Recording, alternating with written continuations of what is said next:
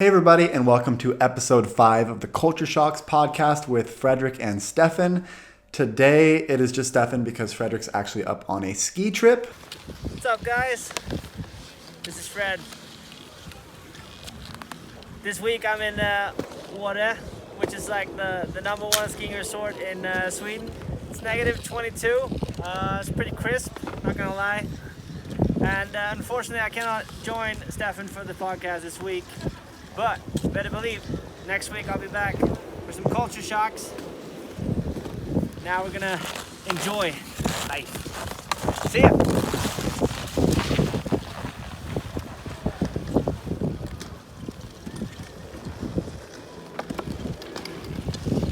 I wanted to get to some of your guys' questions that you asked me on Instagram. I did an Instagram Q&A on my story yesterday, and I want to answer some of those questions as promised. So haven't really looked at these too much yet, so I'm just opening it up right now, and let's hop into it, see what you guys asked me. Favorite restaurants in Stockholm. Because my mom was just in Sweden, I basically took her to all of my favorite restaurants around town.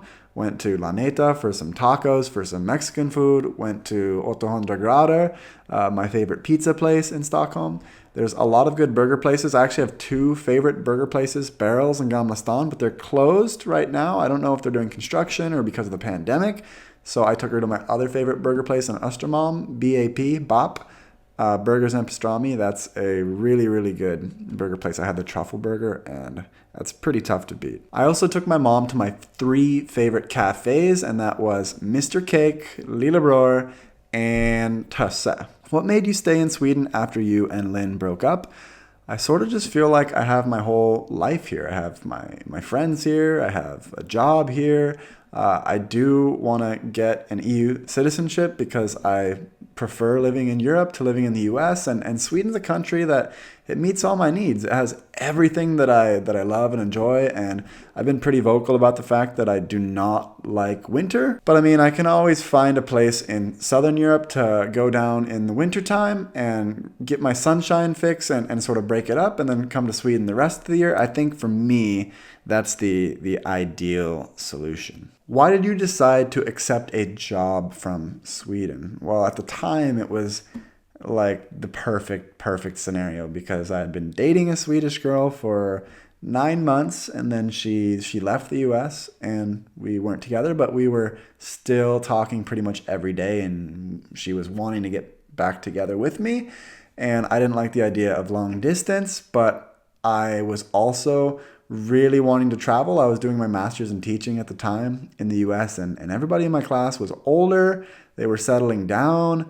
I was only 22 at the time. I did not want to settle down. I was looking for a way to travel. I was trying to start online businesses. And when this opportunity came up to teach in Sweden, I had a master's in teaching. I had a girl, and she had found a place to live and everything just sort of lined up perfectly. I was able to travel. I was able to work. I wouldn't have to worry about the financial situation, experience a new culture, have the opportunity to explore this relationship with this girl that I really liked. I think I would have been absolutely crazy if I didn't move to Sweden. I think life is too short to not take risks or experience the things that are exciting to you, or having that sense of adventure is so important to me. I know everybody has different goals and priorities in life, and some people want to go more of a traditional route. I, for one, am definitely not one for the traditional route, but everybody needs to decide that for themselves. And because this opportunity came up, it was a real blessing, and it got my foot in the door over here, and it opened up my eyes to a whole new world that I would have never experienced otherwise. What makes you come out of your comfort zone? I would say people that inspire me. Meeting adventurous people is one of those things that really takes me out of my comfort zone. And I think this was the thing that most attracted me to Lynn, my first Swedish girlfriend, is that she had this sense of adventure. And seeing her travel so much in the US during her 1 year in the US, it really was eye-opening for me that I could do this because, before meeting her, I always thought, traveling is something you do when you're old and you have money. and seeing a really young girl with no education and not a lot of money being able to travel an entire continent, I thought, wow, I could actually make this work. And seeing that pushed me outside of my comfort zone, and it sort of inspired me. It sort of set up everything beforehand to actually take this leap of faith and moving to the other side of the world. And I think also when it comes to your comfort zone, like I never want to look back on my life with regrets. I'm always trying to find out, all right, what is the most adventurous thing I can do? What is the most like exciting thing? Because for me, life's so short and there's so much to see in the world. And that was really the driving force behind everything. Do you feel you're at a good place in your life right now? This is sort of an interesting question, and I want to get kind of deep with you guys.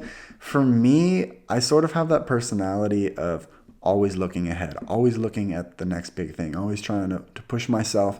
And I think it's very, very easy to fall into this pattern of not really enjoying where you are fully because you're always sort of antsy to pursue new challenges and pursue new goals. I think the happiest that I've been in my life, at least in the last 5 to 10 years, was when I first moved to Sweden, because everything was new. Everything was exciting. I was learning a new language. I was meeting tons of new people. I think that was really, really cool. What do you think of your progress with learning Swedish?